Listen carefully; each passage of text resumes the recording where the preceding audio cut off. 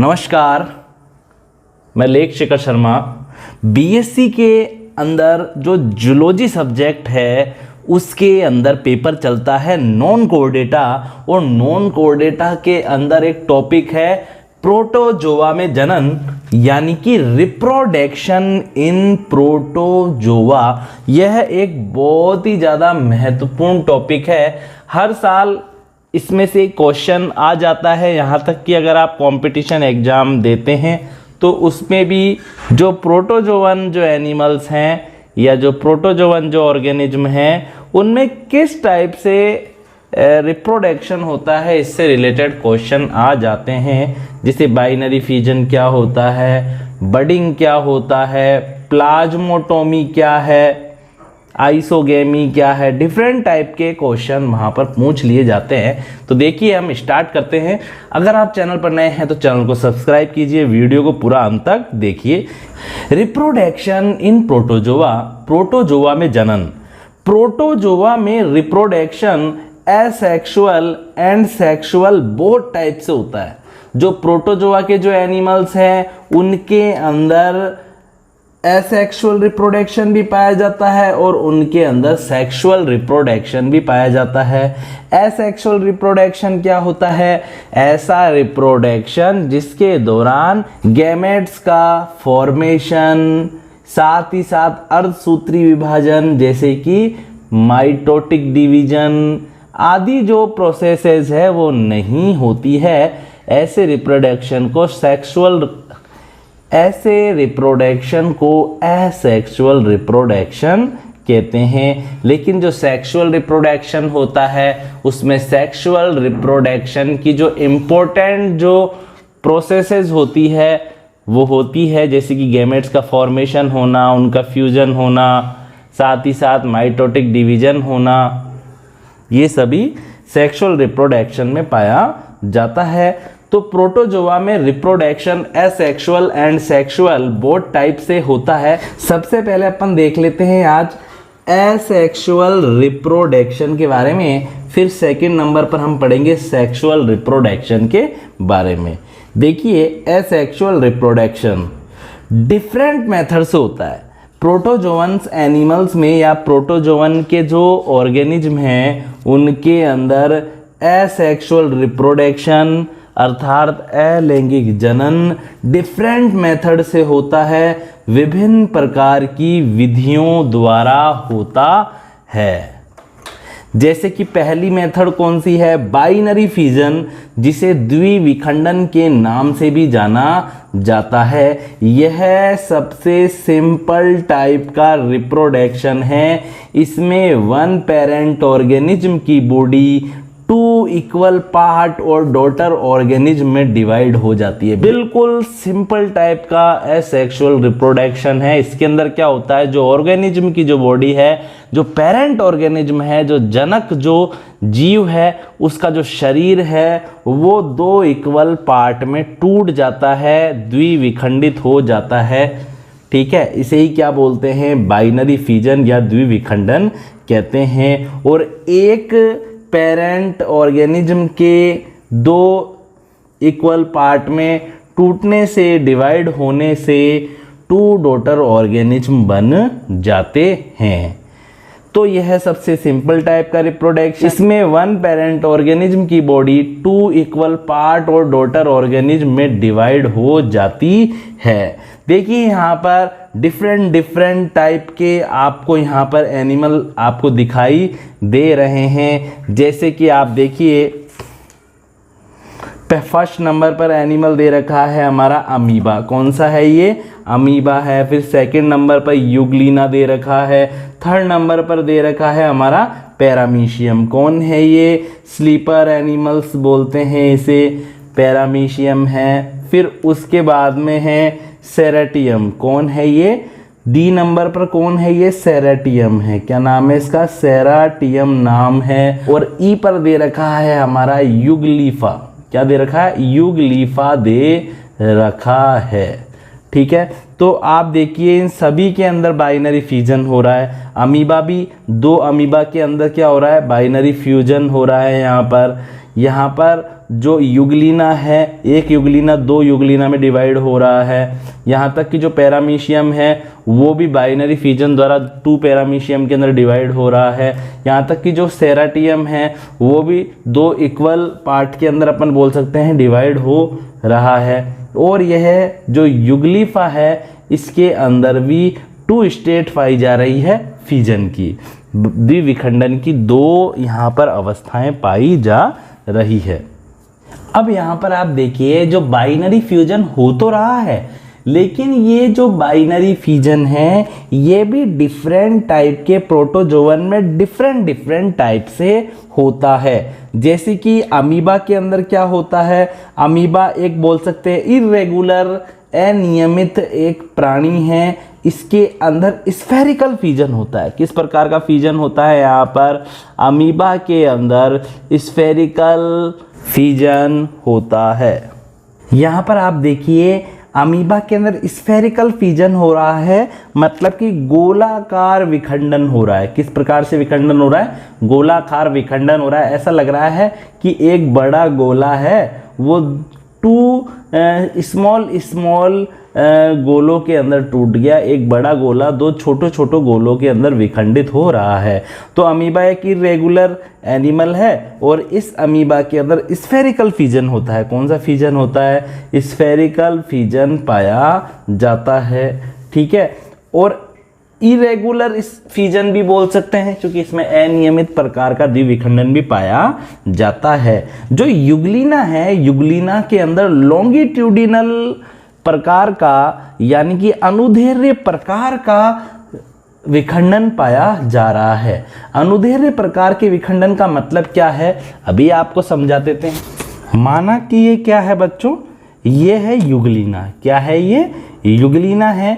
अब युगलीना के अंदर आप देखिए किस टाइप का यहाँ पर फ्यूजन पाया जा रहा है। यहाँ पर पाया जा रहा है लॉन्गिट्यूडनल फ्यूजन। कैसा फ्यूजन पाया जा रहा है, लॉन्गिट्यूडनल फ्यूजन पाया जा रहा है।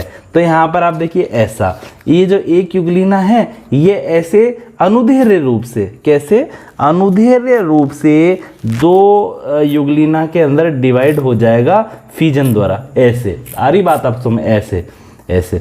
तो आप देखिए एक युगलीना था जिससे कितने युगलीना हो गए, डिवाइड हो गए धीरे धीरे अनुदैर्घ्य रूप से या लॉन्गिट्यूडनल फ्यूजन के द्वारा 2 युगलीना बन गए। कितने युगलीना बन गए, 2 युगलीना का फॉर्मेशन हो गया। जबकि जो पैरामीशियम है, पैरामीशियम के अंदर ट्रांसवर्स फ्यूजन पाया जाता है, मतलब कि अनुप्रस्थ विखंडन पाया जाता है। कैसा विखंडन पाया जाता है, अनुप्रस्थ प्रकार का विखंडन पाया जाता है। जैसे कि आप देखिए यह माना कि एक पैरामीशियम है। क्या है, ये एक पैरामीशियम है। अब इसमें है ना, अब इसमें जो अपन बोल सकते हैं जो फ्यूजन है वो इस प्रकार से नहीं हो रहा है, इस प्रकार से नहीं हो रहा है, बल्कि किस प्रकार से हो रहा है, इस प्रकार से हो रहा है। ये ऐसे 2 अपन बोल सकते हैं कि 1 पैरामीशियम से 2 पैरामीशियम का यहाँ पर फ्यूजन के द्वारा फॉर्मेशन हो चुका है। तो इस प्रकार का जो फ्यूजन है, इस प्रकार का उसको बोलते हैं ट्रांसवर्स या अनुप्रस्थ फ्यूजन के नाम से जाना जाता है। तो यहाँ पर ट्रांसवर्स फ्यूजन होता है पैरामीशियम के अंदर। और जो सिरेशियम है, उस सिरेशियम के अंदर सिरेशियम, और जो सिरेशियम है उस सिरेशियम के अंदर ऑब्लिक्यू टाइप का, ऑब्लिक्यू मतलब तिर्यक प्रकार का बाइनरी फ्यूजन पाया जाता है। तिर्यक प्रकार के बाइनरी फ्यूजन का मतलब क्या, आप देखो समझना, ना तो ऐसे भी नहीं, ना ही ऐसे, ना तो अनुदैर्घ्य फ्यूजन होगा, ना ही अनुप्रस्थ फ्यूजन होगा, बल्कि फ्यूजन होगा कैसा, ऐसा होगा, ऐसा तिर्यक टेढ़ा, कैसा, जैसे विकर्ण डालते हैं ना किसी चीज पर, विकर्ण, वैसा होगा। तो इस प्रकार का जब फ्यूजन होता है तो इसको क्या बोलते हैं, इस प्रकार के फ्यूजन को ही क्या बोलते हैं, ऐसे साइड में से ऐसे मतलब तिर्यक, ऐसे टेढ़ा तिर्यक, तो इसको क्या बोलते हैं अपन, इसको ऑब्लिक्यू फ्यूजन कहते हैं। तो सेरेशियम के अंदर तिर्यक या ऑब्लिक्यू फ्यूजन पाया जाता है। लेकिन जो युगलीफा है, इस युगलीफा के अंदर डिफरेंट टाइप से होता है फ्यूजन। यहां पर जो युगलीफा नाम का जो ऑर्गेनिज्म है प्रोटोजोआ का, उसके अंदर 2 स्टेज पाई जाती है फ्यूजन की। क्या पाई जाती है, 2 स्टेज पाई जाती है। एक एनिमल होता है, उस एनिमल के अंदर धीरे धीरे धीरे धीरे धीरे धीरे बॉडी के ऊपर क्या बनने लग जाता है, प्रोटोप्लाज्मिक मास बनने लग जाता है। फिर धीरे धीरे क्या होता है, अपन बोल सकते हैं जो न्यूक्लियस है उसका डिवीजन होने लग जाता है, और फिर न्यूक्लियस कहाँ चल जाता है, न्यूक्लियस का थोड़ा बहुत पार्ट इस प्रोटोप्लाज्मिक मास में चला जाता है। फिर उसके बाद में ये प्रोटोप्लाज्मिक मास अलग हो जाता है मेन ऑर्गेनिज्म से, तो 2 यहाँ पर ऑर्गेनिज्म बन जाते हैं। यह बाइनरी फिजन माइटोसिस की कॉम्प्लेक्स मेथड की सहायता से होता है। अपन ये नहीं है कि बिल्कुल एक एनिमल है वो यूं ही टूट गया और 2 एनिमल बन गए, बिल्कुल ऐसा नहीं है बच्चों, बल्कि यहाँ पर जो बाइनरी फिजन है वो समसूत्री विभाजन की कॉम्प्लेक्स मेथड के द्वारा, जटिल प्रक्रिया के द्वारा होता है। ये माइटोसिस डिवीजन क्या है, माइटोसिस डिवीजन ऐसा डिवीजन है जिसको होने के बाद 1 सेल से 2 सेल का फॉर्मेशन तो हो जाता है, लेकिन क्रोमोसोम नंबर पर कोई इफेक्ट नहीं पड़ता है। ठीक है, अब देखिए आप ध्यानपूर्वक, माइटोसिस में पहले कैरियोकाइनोसिस होता है, बाद में साइटोकाइनोसिस होता है। सबसे पहले तो केंद्रक विभाजन होता है, फिर केंद्रक विभाजन के बाद में क्या होता है, कोशिका द्रव्य विभाजन होता है। यहां पर भी आप देखिए सबसे पहले क्या हो रहा है, सबसे पहले न्यूक्लियस में डिवाइडेशन होगा, और जब न्यूक्लियस में डिवाइडेशन एक बार स्टार्ट होने लग जाएगा ना, उसके बाद में फिर क्या बनने लग जाएगी, प्रोटोप्लाज्मिक मास बनने लग जाएगी, और फिर एक न्यूक्लियस तो पुराने वाले ऑर्गेनिज्म में रह जाएगा और एक दूसरा इस प्रोटोप्लाज्मिक मास में चला जाएगा। तो यहाँ पर बाइनरी फिजन में सबसे पहले तो केंद्रक विभाजन होता है, यानी कि कैरियोकाइनेसिस होता है। जब 2 केंद्रक बन जाते हैं, यानी कि भैया अब केंद्रक 2 बन चुके हैं, इसका बंटवारा हो सकता है, एक तो जाएगा ओल्ड ऑर्गेनिज्म में, एक तो रह जाएगा ओल्ड ऑर्गेनिज्म में, और दूसरा जाएगा न्यू ऑर्गेनिज्म के अंदर। फिर उसके बाद में साइटोकाइनेसिस होता है, अर्थात कोशिका द्रव्य विभाजन होता है। विभाजन का तल डिफरेंट प्रोटोजोवन में विभिन्न प्रकार के प्रोटोजोआ के जो एनिमल्स है या जो ऑर्गेनिज्म है उनमें डिफरेंट टाइप से होता है। अब अपन देखते हैं प्लाज्मोटोमी के बारे में। किसके बारे में देखेंगे, प्लाज्मोटोमी के बारे में देखेंगे। यह भी एसेक्सुअल रिप्रोडक्शन की एक इंपॉर्टेंट मेथड है। प्लाज्मोटोमी के बारे में पूछ लिया जाता है। यह एक स्पेशल टाइप का बाइनरी फिजन है। यह भी एक प्रकार का क्या है बच्चों, यह भी एक प्रकार का द्विविखंडन ही है, लेकिन यह थोड़ा स्पेशल टाइप का होता है, विशिष्ट प्रकार का होता है। इसमें एक मल्टी न्यूक्लिएटेड प्रोटोजोआ 2 और मोर smaller multi nucleated daughter individuals में डिवाइड हो जाता है।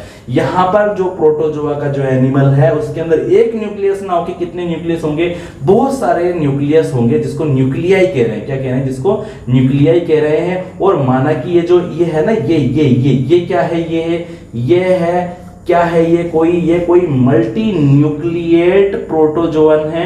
अब यहां पर आप देखिए ये मल्टी न्यूक्लिएट प्रोटोजोअन है, ये डिवाइड हो गया। क्या हो गया, ये डिवाइड हो गया। इस एक मल्टी न्यूक्लिएट प्रोटोजोअन से 2 मल्टी न्यूक्लिएट प्रोटोजोअन बन गए। मतलब कि एक स्पेशल टाइप का बाइनरी फ्यूजन है जिसमें मल्टी न्यूक्लिएटेड प्रोटोजोआ, जो बहुकेंद्रकीय जो प्रोटोजोआ का जो ऑर्गेनिज्म है वो 2 और मोर 2 या 2 से अधिक छोटे आकार के बहुकेंद्रकीय पुत्री जीवकों यानी कि इंडिविजुअल्स में डिवाइड हो जाता है। ये इंडिविजुअल्स मतलब क्या है, प्रभेद मतलब जैसे मैं बार बार ऐसे कहूंगा, देखो अब ये टॉपिक अपना थोड़ा लंबा है, ये 2 पार्ट में पूरा होगा। मैं बार बार ऐसे कहूंगा कि प्रोटोजोआ के 2 जीव पास में आएंगे, वो चिपक जाएंगे, प्रोटोजोआ के 2 जीव पास में आएंगे, तो अपन उनके लिए इंडिविजुअल्स कह सकते हैं कि प्रोटोजोआ के 2 इंडिविजुअल्स पास में आएंगे, आदि बात आप सुन इंडिविजुअल्स। तो यहाँ पर क्या बोल रहा है कि यह एक स्पेशल टाइप का बाइनरी फिजन है। इसमें एक मल्टी न्यूक्लिएटेड प्रोटोजोआ, एक बहुकेंद्रकीय प्रोटोजोआ 2 और मोर smaller multi nucleated daughter individuals में डिवाइड हो जाता है। जो एक बहुकेंद्रकीय जो प्रोटोजोआ का जो जीव है वो छोटे छोटे मल्टी न्यूक्लिएटेड प्रोटोजोअन के अंदर डिवाइड हो जाता है। यानी कि पेरेंट प्रोटोजोअन के अंदर भी बहुत सारे न्यूक्लियस हैं, और साथ ही साथ जो उनसे डॉटर जो ऑर्गेनिज्म बन रहा है उसमें भी बहुत सारे छोटे छोटे न्यूक्लियस होंगे। ठीक है, अब देखिए बडिंग मेथड के द्वारा भी रिप्रोडक्शन होता है। ये तो सबसे मेन है कि जो प्रोटोजोवन है उनमें बडिंग मेथड के द्वारा भी एसेक्सुअल रिप्रोडक्शन होता है। इसमें पेरेंट प्रोटोजोआ की बॉडी से एक मुकुल के रूप में स्मॉल डॉटर इंडिविजुअल्स बनता है। बड के ब्रेक हो जाने के बाद ये ग्रोथ करके फुल साइज की हो जाती है और डॉटर ऑर्गेनिज्म बना देती है। एग्जाम्पल वर्टिसेला के अंदर और इफेलोटा के अंदर। यहाँ पर बडिंग के अंदर क्या होता है, बडिंग के अंतर्गत क्या होता है, यहाँ पर जो पेरेंट प्रोटोजोआ है, जो जनक जो प्रोटोजोआ है, उसकी बॉडी के ऊपर बड का फॉर्मेशन होने लग जाता है। मुकुल एक गुमड़ी जैसी या एक छोटी सी फुंसी जैसी एक गुंबद जैसी संरचना बनने लग जाती है, जैसी संरचना बनने लग जाती है। फिर उसके बाद में क्या होता है, ये संरचना धीरे धीरे ग्रोथ करती है और फिर जो पेरेंट जो एनिमल है या जो पेरेंट जो ऑर्गेनिज्म है उससे ब्रेक आउट हो जाती है, टूटकर अलग हो जाती है और फिर और ग्रोथ करती है और फिर एंड में फुल साइज की होकर डॉटर ऑर्गेनिज्म बना देती है या डॉटर इंडिविजुअल्स बना देती है। और ऐसा होता है वर्टिसेला और इफेलोटा के अंदर। ठीक है, जैसे कि मैं देखो यहाँ पे डायग्राम से बताता हूँ। माना कि ये कोई ऑर्गेनिज्म है, देखो ये कोई प्रोटोजोआ का ऑर्गेनिज्म है, बॉडी के ऊपर छोटी सी एक बड बनने लगी, एक फुंसी जैसी बनने लग गई। ठीक है, फिर धीरे धीरे क्या होगी, ये बड थोड़ी साइज में बड़ी होगी, फिर ये ब्रेक आउट हो जाएगी। ठीक है, तो ये तो हो गया मेन ऑर्गेनिज्म या पेरेंट ऑर्गेनिज्म और ये बड हो गई। ठीक है, अब ये बड साइज में क्या होगी, और ज्यादा इंक्रीज होगी, फिर धीरे धीरे एक न्यू ऑर्गेनिज्म बना देगी। क्या बना देगी, न्यू ऑर्गेनिज्म बना देगी या डॉटर इंडिविजुअल्स बना देगी। तो आई होप आपको यहां तक तो समझ में आ गया होगा।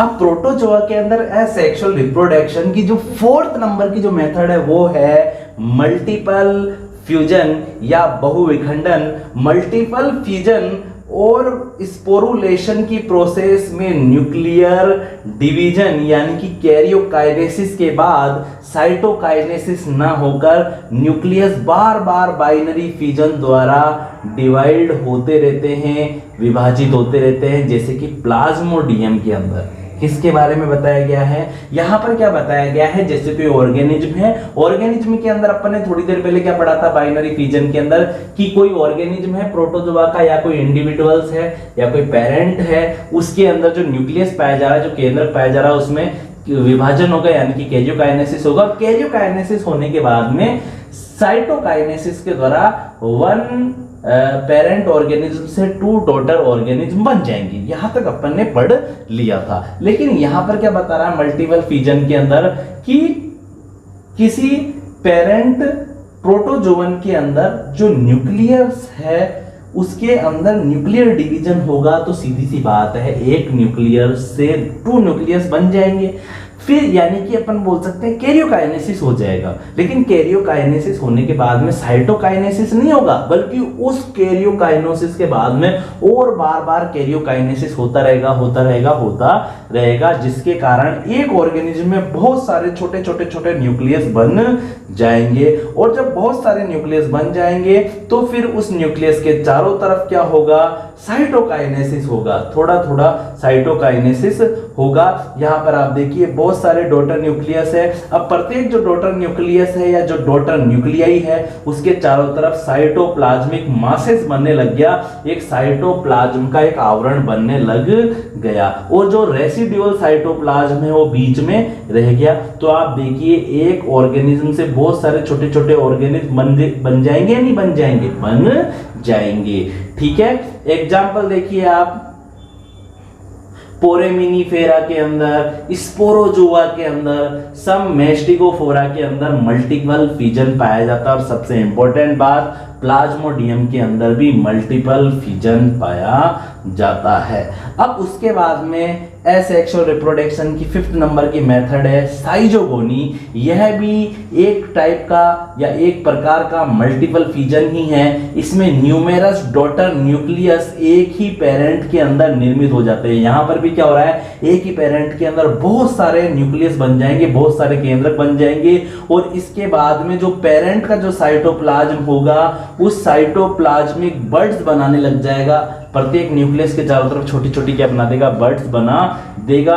प्रत्येक बड के अंदर एक डॉटर न्यूक्लियस पाया जाएगा। यहाँ पर क्या बताया गया है साइजोगोनी के अंदर कि जैसे कोई ऑर्गेनिज्म है, इस ऑर्गेनिज्म का जो न्यूक्लियस है ये कैरियोकाइनेसिस कर करके बहुत सारे न्यूक्लियस बना देगा, ठीक है। और प्रत्येक न्यूक्लियस के चारों तरफ से क्या बन जाएगी, साइटोप्लाज्म की एक बड बन जाएगी, ऐसी छोटी छोटी ऐसी घूमने जैसी बन जाएगी, बड बन जाएगी। फिर ये बड जब अलग होगी मेन ऑर्गेनिज्म से तो प्रत्येक बड से एक नया डॉटर ऑर्गेनिज्म बन जाएगा। 6 नंबर की एसेक्सुअल रिप्रोडक्शन की मेथड है प्लाज्मोगेमी। क्या है प्लाज्मोगेमी? सर्टेन राइजोपोडा एंड माइकेटोजोआ के अंदर 2 और मोर इंडिविजुअल्स अपने साइटोप्लाज्म से फ्यूज होकर एक जॉइंट स्ट्रक्चर बनाते हैं जिसमें केंद्रक पृथक रहते हैं।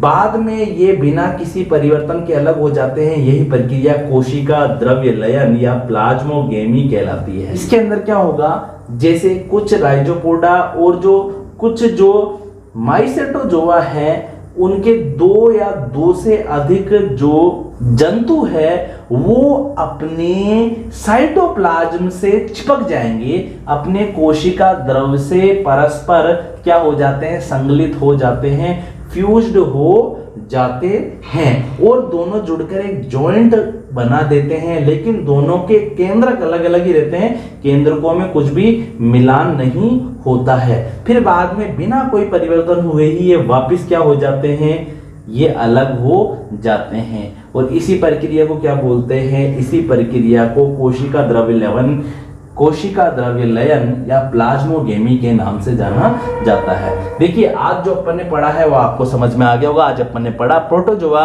एनिमल्स के अंदर रिप्रोडक्शन के बारे में पढ़ा। 2 टाइप का होता है, सेक्सुअल। एसेक्सुअल के अंदर अपन ने पढ़ा बाइनरी फिजन, फिर पढ़ा प्लाज्मोटोमी, फिर पढ़ा बडिंग के बारे में, फिर हमने पढ़ा मल्टीपल फिजन, फिर हमने पढ़ा साइजोगोनी, फिर हमने पढ़ा प्लाज्मोगेमी। अब नेक्स्ट क्लास के अंदर, नेक्स्ट वीडियो के अंदर हम देखेंगे सेक्सुअल रिप्रोडक्शन किस टाइप से होता है और सेक्सुअल रिप्रोडक्शन की भी डिफरेंट मेथड पाई जाती है जिसके बारे में हम अगली क्लास में पढ़ेंगे। आप सभी अपना ख्याल रखिए, टेक केयर।